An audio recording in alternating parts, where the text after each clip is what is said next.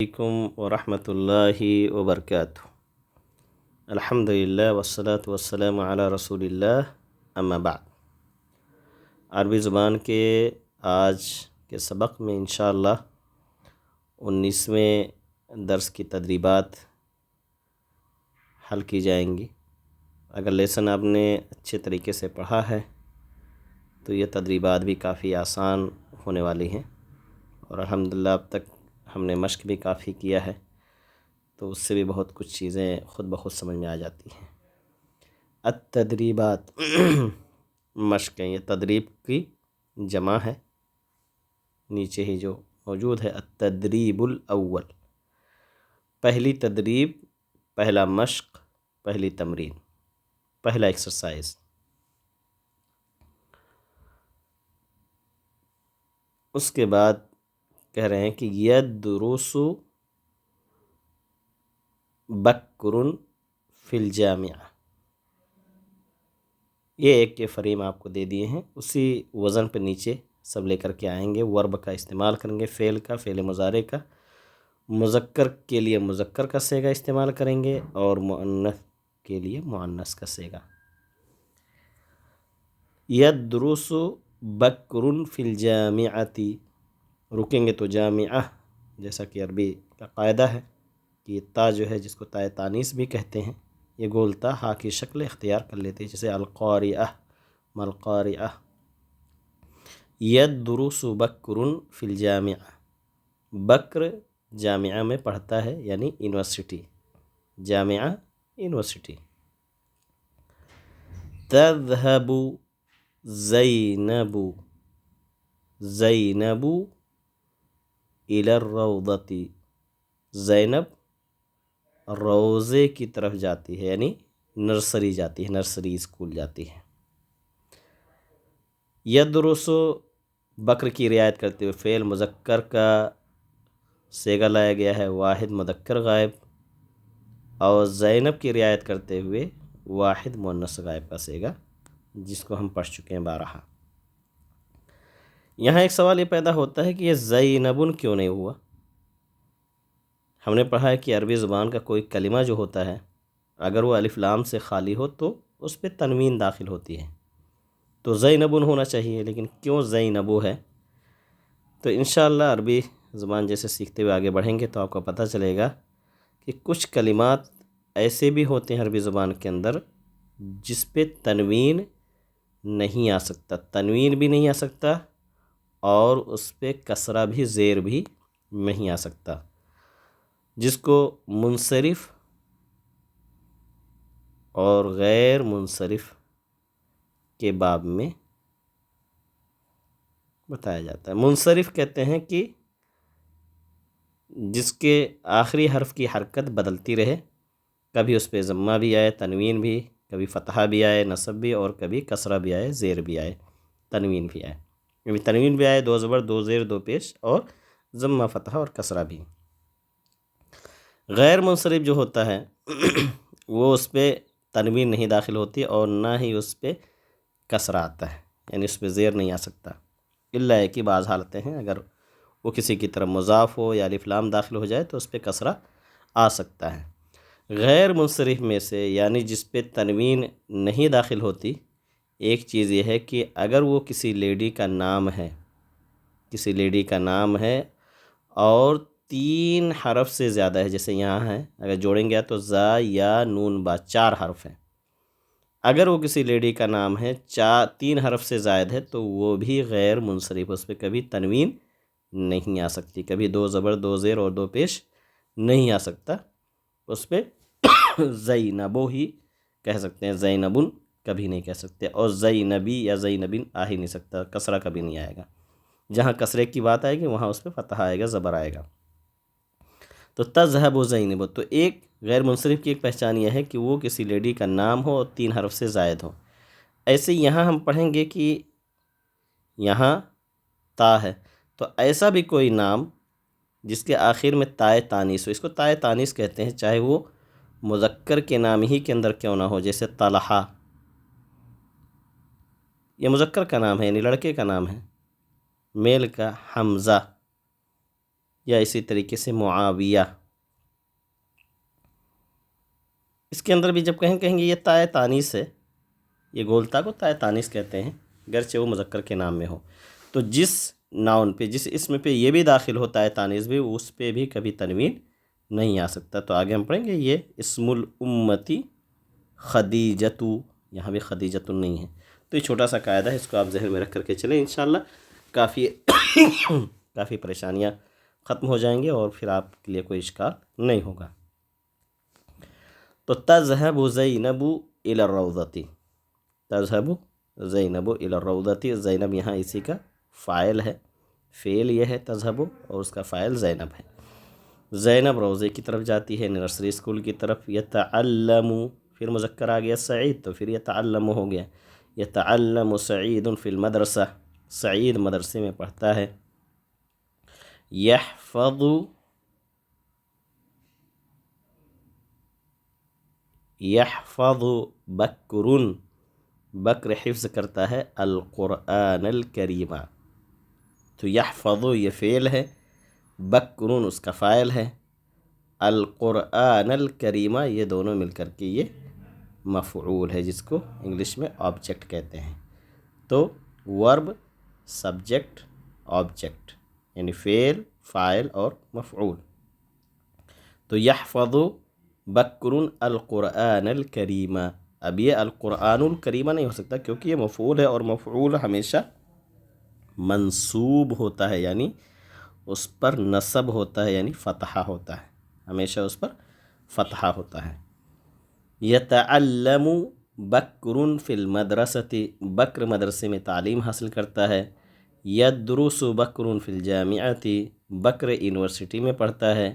یدرس سعید فی الجامعۃ، سعید یونیورسٹی میں پڑھتا ہے. تو یہاں صرف آپ کے لیے جملے لے کر کے آئے ہیں، آپ اس کو لیسن سے کمپیریزن نہ کیجیے کہ لیسن میں تو سعید اسکول جاتا ہے اور بکر یونیورسٹی جاتا ہے، تو یہاں بکر کو مدرسہ کیوں کر دیے. تو صرف آپ کو ترکیبیں سمجھانے کی کوشش کر رہے ہیں کہ اس طریقے سے آپ ترکیب لا سکتے ہیں عربی زبان کا. یعمل الوالد فی الصباح، والد کام کرتے کب؟ صبح میں، صبح میں. تو یہ ورب کا ورب کی مشق انہوں نے کرا دیا. اب یہ دوسرا جو مشق ہے اس کو ہم سمجھ لیتے ہیں. اسم الولد سعید، ولد لڑکے کا نام سعید ہے، یہ ایک ترکیب ہے. یہ اگر ترکیب دیکھا جائے تو اس کو ہم کہیں گے یہ جملہ فعلیہ کی ترکیب ہے. عربی زبان میں جب کوئی سینٹنس ورب سے شروع ہو تو اس کو جملہ فعلیہ کہتے ہیں. مکمل ہوتا ہے جب پورا جملہ تو وہ جملہ فعلیہ بنتا ہے، یعنی سینٹنس وہ فعل کا بنتا ہے. اور جس کی شروعات اسم سے ہو اس کو جملہ اسمیہ کہتے ہیں. تو یہاں اسم سے، اسم کا مطلب یہ کلمہ اسم نہیں، ناؤن، کوئی بھی ناؤن ہو اگر اس سے اس کی شروعات ہوتی ہے تو وہ جملہ اسمیہ ہے. تو اسم الولد سعید، لڑکے کا نام سعید ہے. اسم الطالبی، طالب علم کا نام بکر ہے. اسم البنتی زینب، لڑکی کا نام زینب ہے. اسم الامی خدیجۃ، ماں کا نام خدیجہ ہے. تو یہاں زینب اور خدیجۃ اگر کوئی پڑھے گا تو اس کا مطلب وہ غلط پڑھتا ہے، اسے عربی کا قاعدہ معلوم نہیں ہے. اسم الابن محمد، لڑکے کا نام محمد ہے. اسم الجدۃ فاطمۃ، جدہ کا نام، دادی کا نام فاطمہ ہے. اسم الولد، یہاں لام پہ زبر ہونا چاہیے. اسم الولد سعید، لڑکے کا نام سعید ہے. اسم الوالد علی، علی کا نام، والد کا نام علی ہے. تو اس طریقے سے یہ مشق، یہ تدریب جو ہے مکمل ہوئی. اس کے بعد یہ جو دوسری تدریب ہے اسی پہلی تدریب سے ریلیٹڈ ہے. یہ اصل میں اس کتاب کے ساتھ بھی کیسٹ ہوتی مجھے پتہ چلا، اور ایک ایک جملے کو سنتا جاتا ہے، سناتا جاتا ہے ٹیچر، اور اس پہ نشان لگاتے ہیں بچے سن سن کر کے. تو آپ خود یہ کام کر سکتے ہیں، آپ پڑھیں بار بار، جتنی بار پڑھیں گے اتنی بار آپ نشان لگا سکتے ہیں. جتنے جملے ہیں اتنا انہوں نے کھانا دیا، ایک ایک جملے کو 4 بار 5 بار پڑھتے جائیں مثال کے طور پر، اس طریقے سے آپ نشانہ نشان لگاتے چلے جائیں، تو اس سے کیا ہوگا کہ یہ ترکیب، یہ جملے جو ہے آپ کی زبان پہ چڑھیں گے، پھر اس طرح کی ترکیبیں آپ کے لیے بنانا آسان ہو جائے گا، اور انشاءاللہ تمرینات آپ کے لیے لائے جائیں گے جس میں آپ مشق کریں، جیسا کہ ابھی اگزام کے لیے لایا گیا تھا۔ تو ہر یونٹ کے بعد انشاءاللہ آپ کو لیے پریکٹس ہوگی، لیکن آپ وہ کام تو کرتے رہیں جو چل رہا ہے آلریڈی آپ کے اس کورس کے اندر۔ اب اس کے اندر تدریب الثالث جو ہے، یہ ورڈ ہے صرف زا اور سین کے مخرج کی مشق ہے۔ ضعیف، ضعیف، سیف، یہ سین سے سیف ہے، اگر یہ سوا سے سیف ہو جائے گا تو تلوار کے معنی میں ہو جائے گا، اور یہ گرمی کے معنی میں، اور یہ سیف سین سے سیف تلوار کے معنی میں۔ ظفیر، سفیر، تو میننگ نہیں بتائے جاتے ہیں اکثر کیونکہ یہ آپ کا الگ مشق ہے۔ مزمار، مسمار، مزہ، مسہ، زالہ، سالہ۔ اس کے ساتھ ہی چھوٹی سی تدریب ہوتی ہے، آپ کو صرف حروف کے مخارج کی ایک طریقے سے دیکھا جائے تو مشق کرانا چاہتے ہیں۔ اس کے بعد ہے التدریب الرابع، آج کے درس کی آخری مشق ہے، اور آپ لیسن کو ذہن میں رکھ کر کے ہی آپ اس کا جواب دے سکتے ہیں، کیونکہ لیسن میں ہی اس کا جواب ہے۔ کریں جواب دیجئے۔ عجیب، سوال ہے ممن تتکون اسرت بدرن، اسرت بکرن، بکر کی فیملی کس سے بنی ہے، کس کس سے تیار ہوتی ہے؟ تو انہوں نے لکھا تھا کہ تتکون، پہلے صفحے میں تتکون کس سے؟ من والد و والدۃ و اخ و اخت۔ تو آپ جب دیکھیں گے لیسن کو تو آپ کو پتہ چل جائے گا۔ تو آپ کہہ سکتے ہیں کہ تتکون من والد و والدۃ و اخ و اخت، اور اگر آپ چاہیں تو یہاں سے لے سکتے ہیں پہلے تتکون اسرت بکرن، تتکون اسرت بکرن من والد و والدۃ و اخ و اخت، یعنی پورے اگر دیکھا جائے تو 5 فیملی ممبرس ہیں، ایک تو بکر ہے ہی ہے، لیکن باقی 4 والد، والدہ، بھائی اور بہن ہیں۔ دوسرا سوال ہے ماذا یعمل والد بکر و والدتہ، بکر کے والد اور بکر کی والدہ کیا کرتے ہیں؟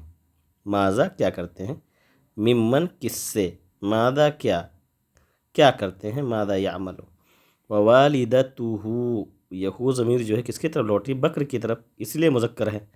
اگر کسی مؤنث کی طرف لوٹی تو والدتہ، مثال کے طور پر اگر بکر کی جگہ فاطمہ ہوتی تو سوال کرتے کہ ماذا یعمل والد فاطمۃ و والدتہ، تو یہ ترکیب جب ذہن میں رہیں گی تو آپ خود فرق کر لیں گے جملے بنانے میں۔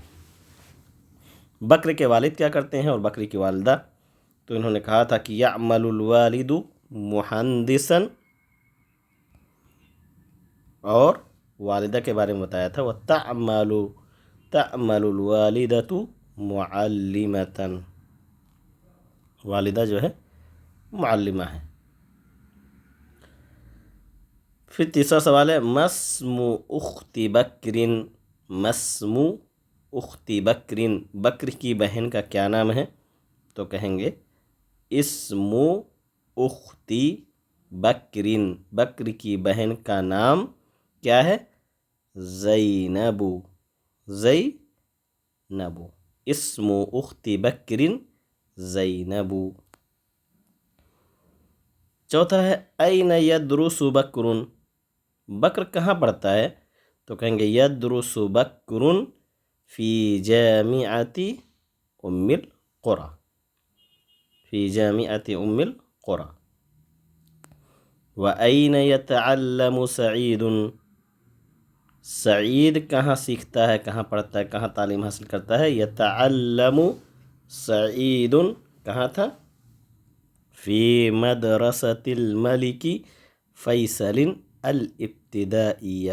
تو لیسن میں دیکھیں گے تو وہاں پورا آپ ملے گا، یا آپ ایسا بھی کہہ سکتے ہیں فی المدرسۃ الابتدائیہ. اگر نام نہ لینا چاہے ملک فیصل، لمبا ہو جا رہا ہے سینٹنس، تو آپ ایسا بھی کہہ سکتے ہیں کہ پرائمری اسکول میں وہ پڑھتا ہے. این یحفظ سعید القرآن الکریم. این یحفظ سعید، سعید کہاں حفظ کرتا ہے قرآن کریم کو؟ تو کہاں حفظ کرتا تھا؟ آپ اگر جواب دیتے ہیں فی المسجد تو بھی جواب مکمل ہے، اور اگر چاہیں تو پورا لکھیں یحفظ سعید القرآن الکریم فی المسجد. ماذا یتعلم سعید فی المدرسۃ، سعید مدرسے میں کیا کیا سیکھتا ہے؟ کیا سیکھتا ہے؟ تو انہیں بتایا تھا بہت ساری چیزیں. یتعلم سعید فی المدرسۃ القراءۃ والکتابۃ والحساب. پھر انہوں نے کہا تھا وکذالک الجغرافیہ والتاریخ والعلوم والدین الاسلامی. تو یہ سب جو ہیں جن کو یہ گنا رہا ہے، یہ سب کے سب کیا ہے؟ آبجیکٹ ہیں، سب مفعول ہیں، اس لیے سب کے اوپر زبر ہے. کہتے ہیں یتعلم سعید فی المدرسۃ، مدرسے میں سعید سیکھتا ہے کیا؟ القراءۃ والکتابۃ والحساب وکذالک الجغرافیہ والتاریخ والعلوم والدین الاسلامی. تو اس طریقے سے اس کا جواب مکمل ہو جائے گا. میں چاہوں گا کہ آپ اس کو کاپی کے اندر بھی لکھیں تاکہ آپ کے لکھنے کی بھی مشق ساتھ ساتھ ہوتی رہے، کیونکہ لکھنے کی بھی مشق کی ضرورت ہے. الحمدللہ کوشش آپ لوگوں میں سے کیا تھا لوگوں نے جواب دینے کی، لکھنے کی، تو اس سے اندازہ ہوا کہ آپ کو بہت مشق کی ضرورت ہے. مشق کریں گے جتنا اتنا ہی بہتر رہے گا، کیونکہ کوئی بھی لینگویج ہم سے ریڈنگ بھی درکار کرتی ہے، ریڈنگ چاہتی ہے، رائٹنگ بھی چاہتی ہے، اور اسپیکنگ بھی. تو یہ تین پارٹ ہوتے ہیں اور تینوں کی مشق ہونی چاہیے. اللہ تعالیٰ سے دعا کریں کہ اللہ رب العالمین ہمیں خوب محنت سے اس زبان کو سیکھنے کی اور اس سے استفادے کی توفیق دے. السلام علیکم ورحمۃ اللہ وبرکاتہ.